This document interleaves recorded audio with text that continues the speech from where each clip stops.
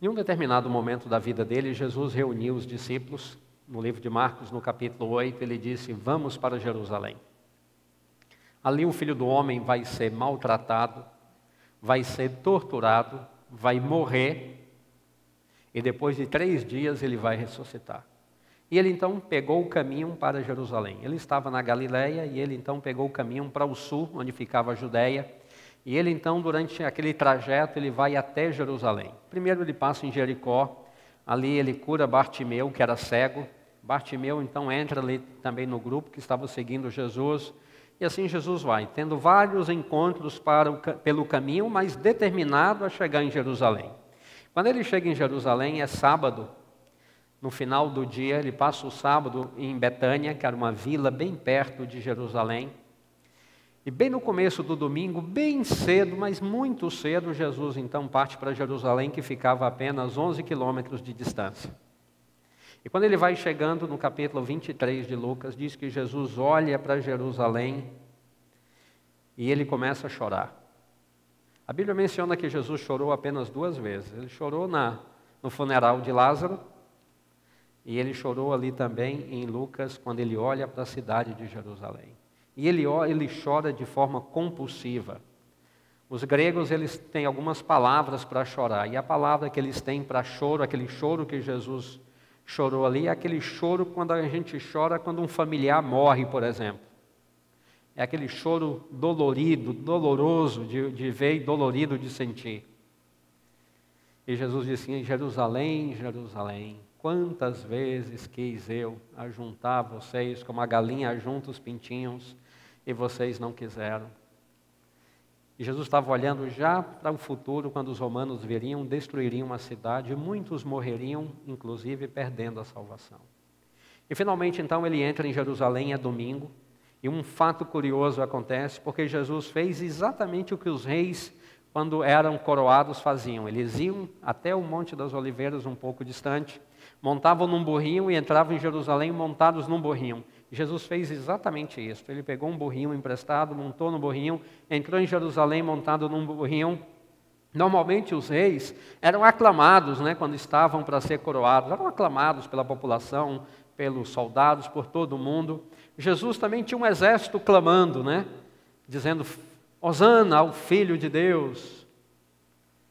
Mas não era um exército de soldados, era um exército de pessoas simples, humildes, mas que todos tinham uma característica em comum, todos tinham sido tocados por Jesus. Ali estava Bartimeu, ali estava Lázaro, ali estava talvez a mulher que tinha um fluxo de sangue, ali estava Jairo, ali estavam tantos outros que naquela região foram tocados por Jesus, clamando que ele era o Filho de Deus, o Rei de Davi que estava entrando na cidade. E naquele domingo ainda Jesus purifica o templo, ele expulsa ali os vendedores do templo. E durante toda aquela semana ele tem um embate muito sério com os fariseus, com os saduceus e com a liderança do templo. E finalmente na quinta-feira à noite ele é preso, quando ele estava no jardim do Getsêmani. E na sexta-feira, na noite de quinta para sexta, Jesus não consegue pregar os olhos, porque ele é levado de um lugar para outro. Ele é levado para a casa de Caifás, depois ele é levado para o Sinédrio, e de manhã bem cedo, sem ter dormido ainda, ele é levado para Pilatos. Pilatos, ele chega à conclusão de que Jesus é inocente, mas ele quer transferir a responsabilidade da libertação de Jesus para Pilatos, e ele manda Jesus então para Ele manda Jesus para Herodes. Pilatos manda Jesus para Herodes. E Herodes, depois de examinar Jesus, achando que Jesus fosse fazer ali alguns milagres para que ele pudesse ver, e Jesus se comporta de uma maneira como Herodes não imaginava, e ele então manda Jesus de volta para Pilatos. E Pilatos fica surpreso ao receber Jesus de volta, até porque a esposa tinha dito: não se envolva com este justo, porque durante esta noite eu tive um sonho terrível a respeito dele, e eu lhe aconselho a não se envolver com este justo. Então Pilatos estava assustado, e quando ele recebe Jesus de volta, ele está disposto a libertá-lo de qualquer forma, mas ele não consegue. Ele não consegue porque ele era incrivelmente vaidoso e político. Ele não queria passar a ideia de que ele era mole, que ele era covarde, de que ele era frágil de alguma maneira. E a liderança judaica, os sacerdotes sabiam disto. E eles trabalharam naquela fraqueza de Pilatos. E Pilatos mandou açoitar Jesus e mandou depois matá-lo. E aqui então no livro de Marcos, no capítulo 15, a partir do verso 16, nós encontramos o relato do momento em que Pilatos manda Jesus para a cruz. Assim que Jesus sai da presença de Pilatos. Eu esqueci meus óculos em casa e eu vou falar mais decorado do que lendo, então perdoe aí se alguma palavra faltar aqui na minha leitura. Então os soldados o levaram para dentro do palácio, que é o pretório, e reuniram todo o destacamento. Vestiram-no de púrpura, ou é aquele óculos que nós temos em comum? Deixa eu... esse aqui está perfeito, obrigado. É a segunda vez que o irmão Tossi me empresta os óculos. Acho que eu vou até ficar com ele para mim, irmão Tossi. Agora sim, agora a coisa, tudo se iluminou. Vestiram-no de púrpura e tecendo uma coroa de espinhos, lhe a puseram na cabeça, e o saudavam dizendo, salve o rei dos judeus. Davam-lhe na cabeça com um caniço, cuspiam nele e pondo-se de joelhos o adoravam. Depois de o terem escarnecido, despiram-lhe a púrpura e o vestiram com suas próprias vestes. Então conduziram Jesus para fora com o fim de o crucificarem. E obrigaram a Simão Cirineu, que passava, vindo do campo, pai de Alexandre de Rufo, a carregar-lhe a cruz. Levaram Jesus para o Gólgota, que quer dizer lugar da caveira. Deram-lhe a beber vinho com mirra, ele, porém, não tomou. Então o crucificaram e repartiram entre si as vestes dele, lançando-lhe sorte para ver o que levaria cada um. Era a hora terceira, 9 horas da manhã. Era 9 horas da manhã quando o crucificaram. E por cima estava uma epígrafe, em epígrafe a sua acusação, o rei dos judeus. Com ele crucificaram 2 ladrões, um à sua direita e outro à sua esquerda. E cumpriu-se a escritura que diz, com os malfeitores foi contado. Os que iam passando blasfemavam dele, maneando a cabeça e dizendo, tu que destróis o santuário e em 3 dias o reedificas, salva-te a ti mesmo descendo da cruz. De igual modo, os principais sacerdotes com os escribas, escarnecendo entre si, diziam, salvou os outros e a si mesmo não pode salvar-se. Desça agora da cruz, ó Cristo, o Rei de Israel, para que vejamos e creiamos. Também os que com ele foram crucificados o insultavam. Chegada a hora sexta, meio-dia, houve trevas, uma escuridão sobre toda a terra até as 3 horas da tarde, que era a hora 9. Às 3 horas da tarde, clamou Jesus em alta voz, Eloi, Eloi, lama sabachthani, que quer dizer, Deus meu, por que me desamparaste? Alguns dos que ali estavam, ouvindo isto, diziam, vede, chama por Elias. E um deles correu a embeber uma esponja em vinagre e, pondo-a na ponta de um caniço, deu-lhe de beber, dizendo, deixai, vejamos se Elias vem tirá-lo. Mas Jesus, dando um grande brado, expirou. E o véu do santuário rasgou-se em 2 partes, de alto a baixo. O centurião que estava em frente dele, vendo que assim expirara, disse, verdadeiramente este homem era o Filho de Deus. Jesus morreu, ele expirou. João diz que as últimas palavras de Jesus foi, está consumado, ou está concluído, acabou. Ele disse essas últimas palavras, deu um grande suspiro e morreu. A grande pergunta que nós, ao ler esse texto todo e conhecendo essa história, a grande pergunta que certamente surge na nossa mente é, por quê? Por que Jesus morreu? Por que Jesus tinha a necessidade de morrer? A Bíblia fala que Jesus nunca pecou, ele nunca cometeu nenhum pecado, nem por pensamentos, nem por palavras, nem por ações. É algo que a gente nem imagina. Para nós é tão fácil pecar E Jesus nunca pecou, nunca, jamais pecou. Então ele, como um ser humano, não deveria morrer. Jesus era imortal, porque o pecado, a morte é uma consequência do pecado. Como ele não pecou, então ele era imortal. Ele não podia ter morrido. Então nada nesta vida poderia ter acabado com a vida de Jesus, exceto uma coisa: se ele voluntariamente desse a própria vida. Então a razão pela qual Jesus morreu foi porque ele deu a própria vida. Foi um ato voluntário dele. Não havia nenhum poder na terra que podia matá-lo.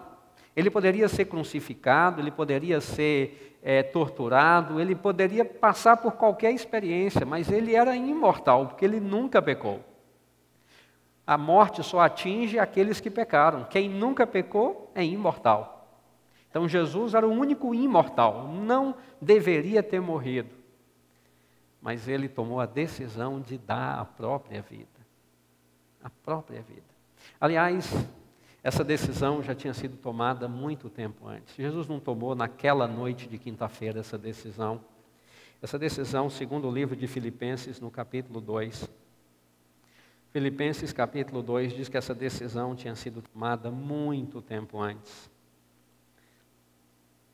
Filipenses capítulo 2, a partir do verso 5, diz assim: tende em vós o mesmo sentimento que houve também em Cristo Jesus. Pois ele, subsistindo em forma de Deus, existia como Deus, não julgou como usurpação o ser igual a Deus. Ele não achou que não pudesse abrir mão daquilo. Antes, a si mesmo se esvaziou, assumindo a forma de servo, tornando-se em semelhança de homens e reconhecido em figura humana, a si mesmo se humilhou, tornando-se obediente até a morte e morte de cruz. A decisão da morte de Jesus tinha sido tomada no momento que o homem pecou. Eu diria até que antes do homem pecar, Deus já tinha feito provisão para que, se um dia o homem pecasse, o homem pudesse ser salvo. Então a decisão da morte de Jesus tinha sido tomada em algum momento na eternidade. Quando Jesus veio à Terra, quando ele passou a ter consciência, passou pela primeira infância, tornou ali um juvenil, quando ele passou a ter consciência lá no templo, quando ele estava com os doutores da lei, ele já sabia que ele iria dar a vida dele. Então, a decisão da morte não foi tomada no Getsemane na quinta-feira à noite. A decisão da morte já tinha sido tomada. Mas Jesus, em qualquer momento, poderia voltar atrás. Embora a decisão tivesse sido tomada há muito tempo, ele era livre, em qualquer momento da vida dele aqui na terra, de não querer passar pela cruz. Ele não era obrigado a passar pela cruz. A cruz era um ato voluntário de Jesus. Então a pergunta é: por que Jesus caminhou até a cruz? Ele não estava lá porque os soldados eram mais fortes do que ele. Ele não estava lá por causa da covardia de Pilatos. Ele não estava lá por causa da traição dos líderes judeus, a politicagem deles. Ele não estava lá porque os discípulos fugiram e o deixaram só. Não havia poder na terra capaz de colocar Jesus na cruz. Ele estava lá porque ele queria estar. Se a gente for olhar mais fundo na morte de Jesus, poderíamos dizer que praticamente a morte de Jesus foi quase que um suicídio. Se ninguém podia tirar a vida dele e ele voluntariamente a deu, isso chega quase ao ponto de um suicídio, o ponto que Jesus foi. Mas a grande pergunta é: por quê? Por 3 razões. Eu gostaria de ver com vocês hoje 3 razões. A primeira razão somos nós. Por que Jesus precisava morrer tendo a nós em consideração? Como a Bíblia disse, nós já conhecemos esse texto, o salário do pecado é a morte. Então todos pecamos, diz a Bíblia, e a morte passou a todos os homens. Então todos nós estamos condenados à morte, porque pecamos. O lugar que o pecado toca, o pecado destrói. Não importa o que o pecado toca. Ele pode tocar nas pessoas, na natureza, em qualquer coisa. Onde o pecado tocou, o pecado destrói. E nós todos estamos condenados à morte. Todos nós, ao nascermos, assim que passamos a tomar consciência das coisas, nós temos essa certeza absoluta de que vamos morrer. Não sabemos quando, mas sabemos que vamos morrer. Isso, infelizmente, é um fato.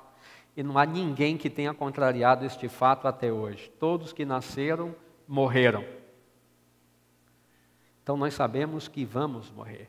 Mas a Bíblia fala que existem duas mortes. Existe essa primeira morte, que é a morte física, mas existe uma morte ainda mais terrível do que esta, do que a morte que é o banimento para sempre da presença de Deus. Então nós estamos condenados à morte física e à morte do banimento eterno da presença de Deus. É a ausência de Deus, quando nós deixamos de existir e não temos o privilégio nunca mais de viver com Deus. Então todos os seres humanos estavam condenados a estas duas mortes, a primeira morte e a segunda morte. E a morte de Jesus no Calvário é uma solução para estas duas mortes. Vamos começar pela morte do banimento eterno. Então todos pecaram, então nós temos uma culpa, pecamos. A única maneira, diz o livro de Hebreus capítulo 9, 22, de resolver o pecado, da culpa do pecado é com derramamento de sangue. Então a única maneira de estarmos resolvidos com a condenação do pecado é morrendo. Ao morrer, pagamos ali o preço de nossa condenação. Fomos condenados a esta pena e o pecado nos condena à morte. Quando morremos, cumprimos então a pena. Então a única maneira de Deus nos ter novamente com Ele, como Ele nos teve no Éden quando criou Adão e Eva, era se nós não morrêssemos. Porque se morrêssemos, não teríamos essa chance de estar com Deus. E que maneira Deus poderia resolver isso? Deus poderia resolver isto nos perdoando, dizendo, olha, ninguém precisa morrer, vamos acabar com essa história. Mas aí havia um problema, para fazer isso Deus tinha que perpetuar o pecado. E não é possível existir o pecado e existir vida, porque o pecado inevitavelmente leva à morte. Então Deus não podia simplesmente dizer, vamos esquecer isso, vamos continuar vivendo. A partir do momento em que pecamos, não tinha como resolver esse problema da morte. Então todos nós estávamos condenados à morte. A única maneira então que Deus encontrou é se Ele próprio, quando eu falo Deus, estou me referindo ao Pai, ao Filho e ao Espírito Santo. Então a divindade, a única forma da divindade resolver esse problema é se alguém da divindade assumisse a culpa em nosso lugar. Então toda a culpa da humanidade sendo transferida para a divindade. Então, quando Jesus estava indo para a cruz, e a partir do Getsêmani, ele recebe a culpa do pecado de todo mundo. Daqueles que viveram desde o Éden, daqueles que viverão até o dia em que ele voltar. Daqueles que o aceitarem como Salvador e daqueles que não o aceitarem como Salvador. Jesus morreu pelo pecado do mundo inteiro. Ele pagou o preço da culpa de todo mundo. Então, lá no Getsêmani, Jesus está tremendo. Porque é ali, pela primeira vez em toda a eternidade, que ele e o Pai estão separados. Ali no Getsêmani, Jesus recebe a culpa do pecado. E ele passa aquela manhã tremendo. Porque ele não consegue mais ver o Pai. O pecado o estava separando do Pai. E na cruz, naquele sofrimento todo, o grito de Jesus é, Pai, por que me desamparaste? O desamparo de Jesus era de não ver a presença de Deus, porque o pecado que estava sobre ele ocultava a face de Deus e ele não conseguia ver o Pai. Mas Jesus sabia que a única maneira de resolver o problema da morte conosco era se ele morresse nos substituindo na cruz. Quando ele finalmente diz, está consumado e morre, ele estava nos substituindo. A partir daquele momento, o problema da morte estava resolvido. A morte eterna, não precisamos mais morrer, porque Jesus morreu em nosso lugar. Tudo que nós temos que aceitar, temos que fazer é aceitar, dizer sim, eu aceito Jesus como meu substituto. Só isso e nada mais. Jesus é o meu substituto. Deus diz, você aceita? Quando nós aceitamos, ele se torna o nosso substituto. Então Deus aplica os méritos da morte de Jesus. Deus aplica aquilo que Jesus fez na cruz para nós. Então não precisamos morrer, porque alguém já nos substituiu. mas nós temos que aceitar isso voluntariamente, dizendo: eu aceito a morte de Jesus como sendo a minha morte. Ele estava ali na cruz me substituindo. Então, no momento em que aceitamos, não morreremos mais a morte eterna. E a morte física? A morte física vai ser resolvida também. Quando Jesus voltar, todos que morreram, porque Ele ressuscitou, domingo eu vou falar um pouquinho mais sobre isso, então todos ressuscitarão também. Então a morte não vai mais ser o fim.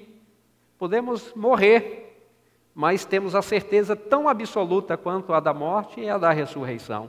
Jesus vai nos ressuscitar no dia da volta dele, conforme Ele prometeu. Então, na cruz, Jesus resolveu o problema da morte, a morte física e a morte espiritual. Então, a primeira razão pela qual Jesus morreu foi por nós. Mas Jesus morreu também por causa de Deus. Desde que Satanás começou a rebelião dele no céu, a mensagem de Satanás era: Deus é injusto. Deus esconde de todos nós, seres criados, anjos e mais tarde dos homens, Ele esconde o que Ele não quer nos dar. A melhor parte que só Ele conhece, Ele nos nega. E Ele criou esse monte de lei, Ele criou esta lei para uma espécie de porta fechada para que a gente não transponha para o lado de lá. Então a mensagem de Lúcifer é: eu quero transpor o outro lado, quero conhecer o outro lado que Deus nos proibiu. E todos que se aliarem a mim, eu prometo que nós vamos passar para o lado de lá. E a grande mensagem do diabo, que terminou enganando um terço dos anjos, é: eu dou a vocês o que Deus não quer dar. Vamos ter um mundo melhor, vamos resolver esse problema, vou dar a vocês um mundo melhor. Deus não ama de verdade. Ele apenas finge que ama. Se amasse, nos daria tudo. E a partir daquele momento, uma grande interrogação se formou. Na cabeça dos anjos, os que caíram e os que não caíram, todos tinham a mesma interrogação: será que? Quando finalmente Satanás veio para a terra, ele colocou na cabeça de Adão e Eva esta mesma interrogação: Deus está escondendo a melhor parte.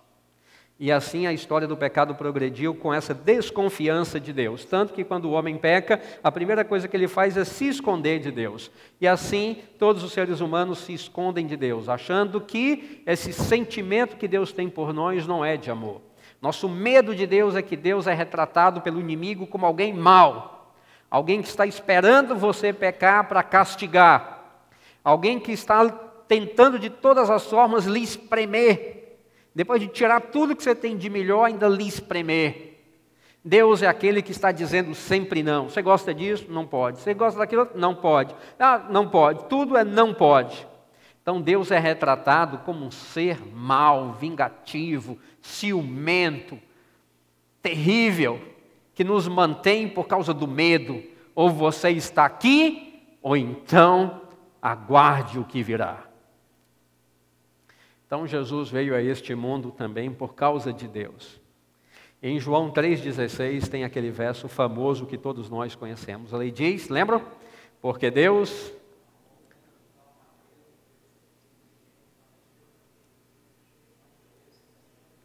Muito bem. Tem uma palavrinha nesse verso que me impressiona muito, é a palavra tal. Deus amou o mundo de tal maneira. Que maneira?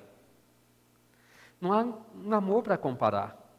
Nós usamos muito a figura do amor de mãe, mas lá em Isaías, no capítulo 49, 15, diz: pode uma mãe esquecer-se do filho que ainda amamenta, mas ainda que esta viesse a se esquecer dele, o que diz Deus? Eu, todavia, não me esquecerei de ti, porque nas palmas das minhas mãos te gravei. Incrível, né?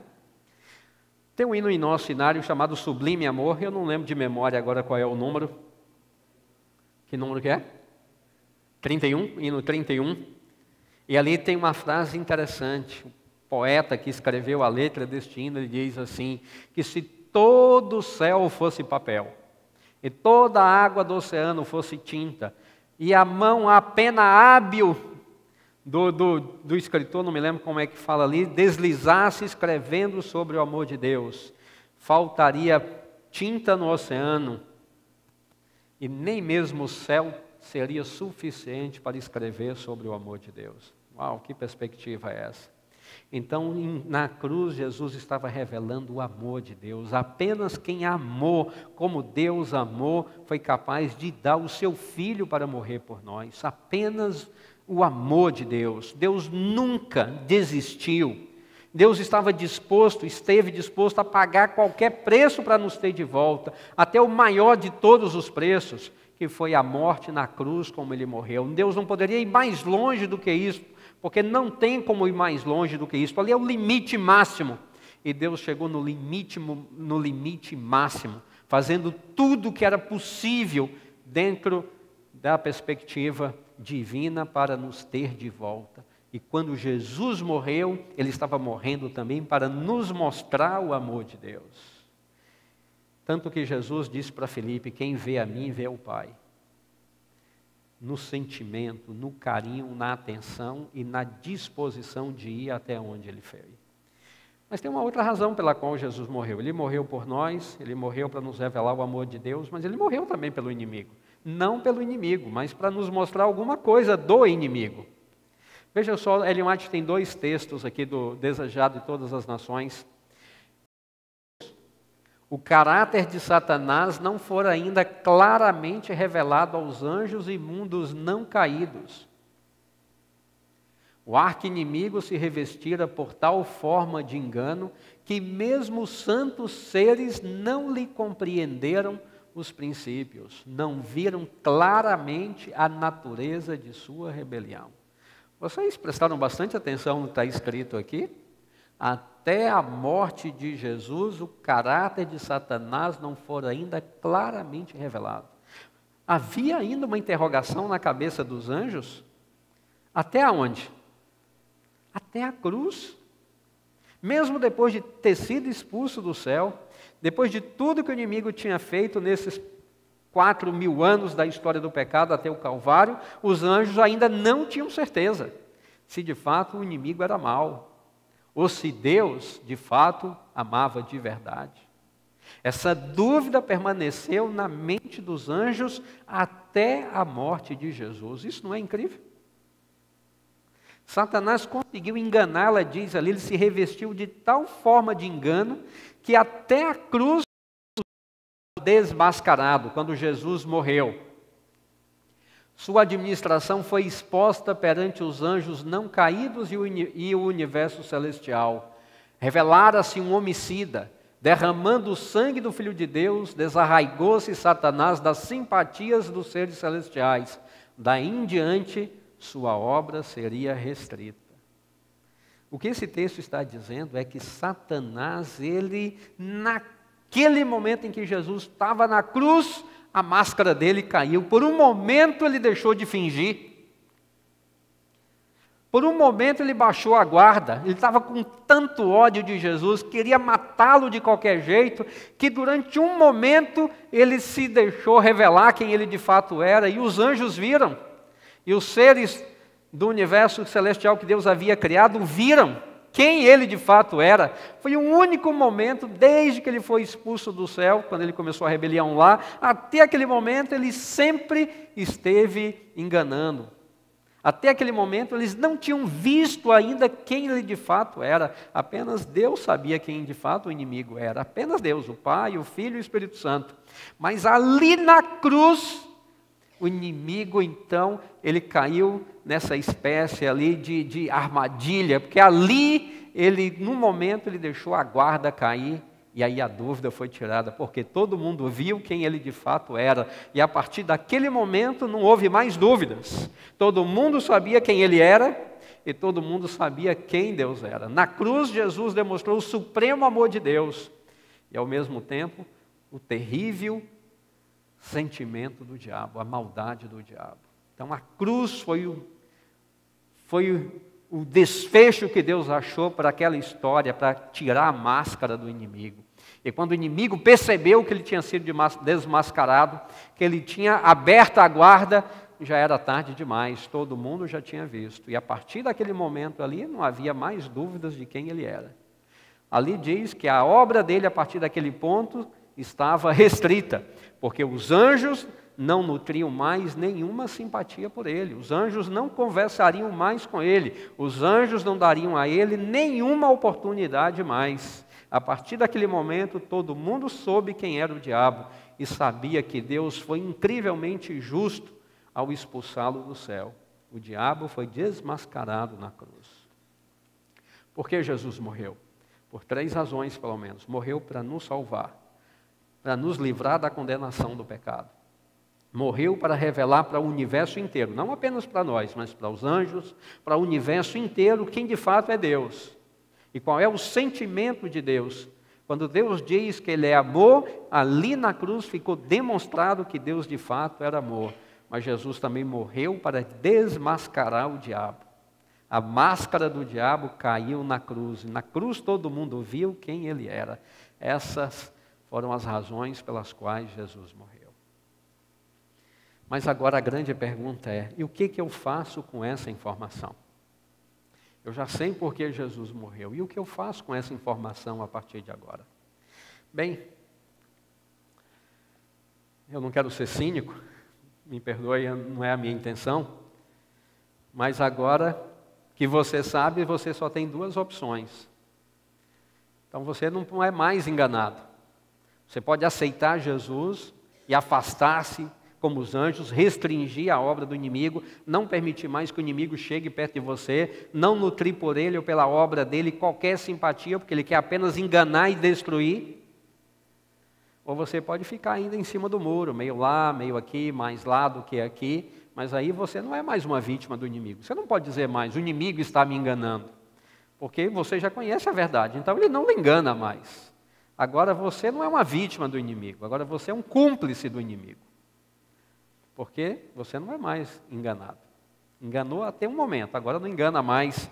Se agora você quer ficar com ele, é porque você nutre simpatia com ele, com a obra dele, e se torna com ele um cúmplice dessa obra de lutar contra o amor de Deus. Por isso, no livro de Hebreus, no capítulo 4, verso 8, diz: hoje, se ouvirdes a sua voz, o que nós não devemos fazer? Endurecer o coração. Endurecer o coração é fechar a nossa vida, a porta de nossa vida para Jesus.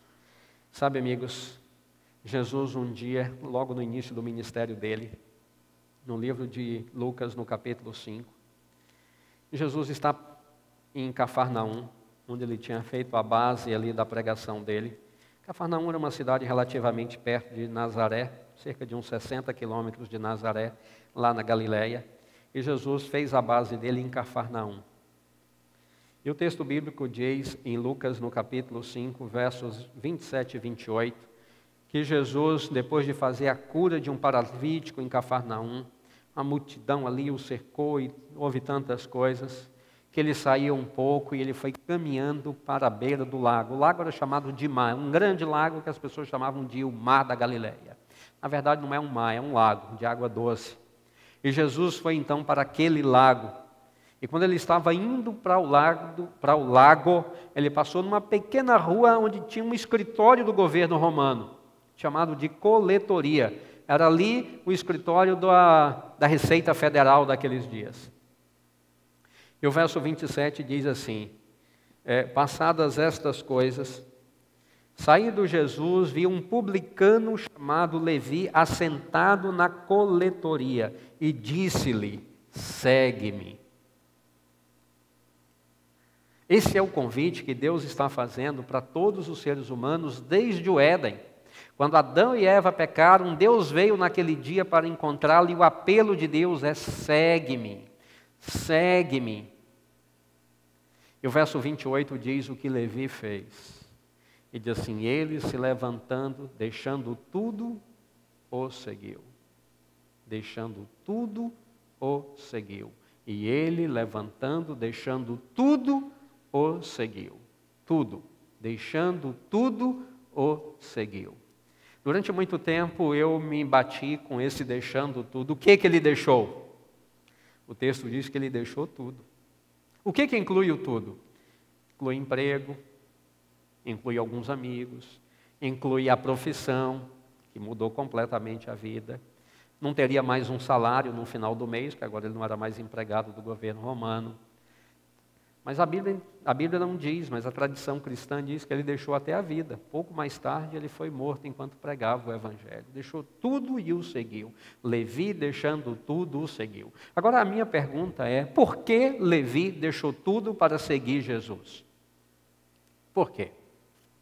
Não é estranho? Passa uma pessoa pela porta, olha lá para dentro, lá está ele sentado, ele olha para aquele estranho e o estranho diz, segue-me.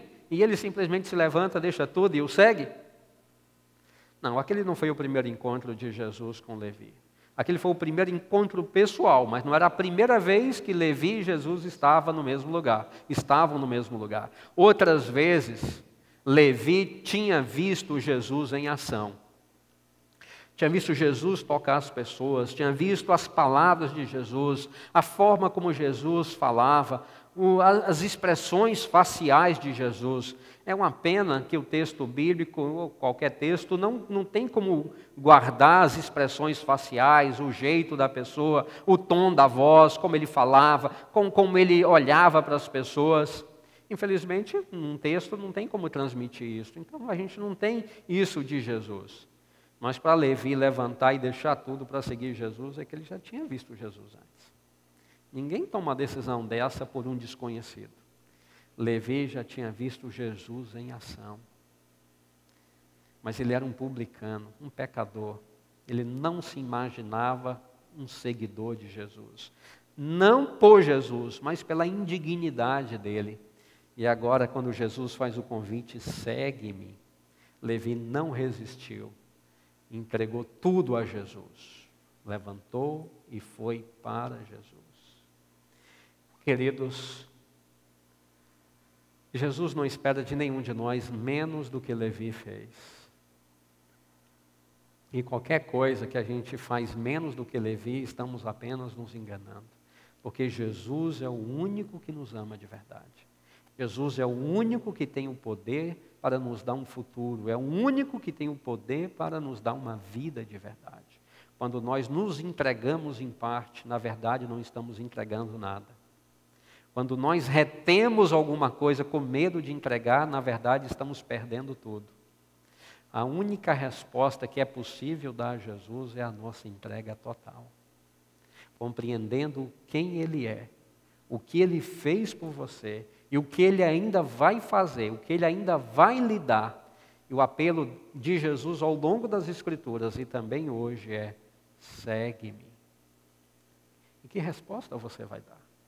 Estaria você disposto nesta noite a levantar-se e dizer: Senhor meu Deus, duas coisas. Primeiro, eu me reconheço como pecador. Sei que eu sou um pecador. Mas eu estou agradecido porque eu não tenho que pagar o salário do pecado, porque Jesus pagou em meu lugar.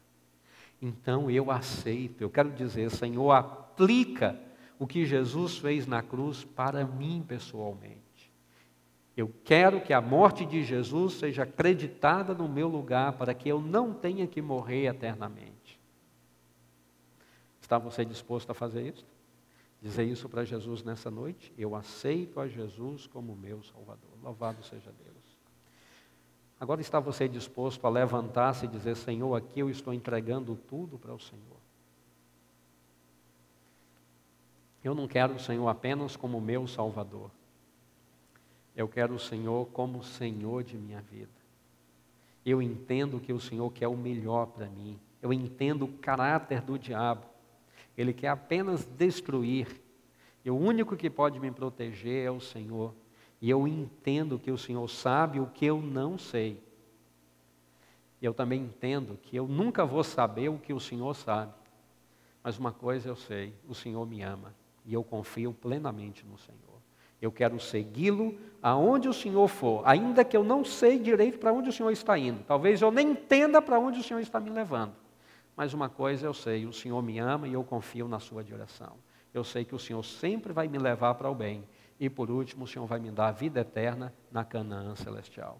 Você está disposto a fazer isso? Entregar-se completamente ao Senhor, como Levi? Levantar e dizer: Senhor, eis-me aqui. Eu estou entregando tudo ao Senhor, tudo. Minha vida estou colocando em tuas mãos. A partir de hoje serei guiado pelo Senhor. Louvado seja Deus pela sua decisão. Vamos orar? Querido Deus, nessa noite nós estamos celebrando o Calvário, naquela noite de sexta-feira do ano 31, quando Jesus caminhou para o Calvário carregando a cruz, caindo pelo caminho, quando ele foi pregado na cruz, ele estava dando a vida dele por nós. Ali na cruz, Jesus estava nos salvando da condenação do pecado. A morte eterna que deveríamos morrer, não precisamos mais, porque Jesus morreu aquela morte por nós. Por isso nós estamos salvos do poder da morte, da condenação da morte. Podemos morrer até a morte física, mas com a mesma certeza que temos da morte física, nós temos da ressurreição. Porque o Senhor vai nos ressuscitar e nós confiamos plenamente nisto. Por isso, Senhor, compreendendo este grande amor que o levou inclusive para a cruz, compreendendo também todo o ódio do inimigo que na cruz foi desmascarado, nós escolhemos nesta noite seguir a Jesus e romper qualquer laço com o diabo. Por isso, neste momento, ao ficar de pé, nós estamos declarando publicamente para o Senhor, para os anjos, para o universo, inclusive para o inimigo, que nós não queremos mais nada com ele, porque agora nós seguiremos a Jesus. E nós colocaremos a nossa vida inteiramente em tuas mãos, como fez Levi e Mateus. Nós viveremos para o Senhor, ou como diz o apóstolo Paulo lá em Romanos, se vivermos ou se morremos, do Senhor nós somos. Nós somos do Senhor, não importam as circunstâncias, somos do Senhor. Por isso, nesta noite, ao voltar para casa, nós queremos ir com esta afirmação em nossa mente: querido Jesus, nós o aceitamos como Salvador e o aceitamos como Senhor de nossa vida. Vamos segui-lo no teu nome bendito. Amém. Amém. Deus seja louvado.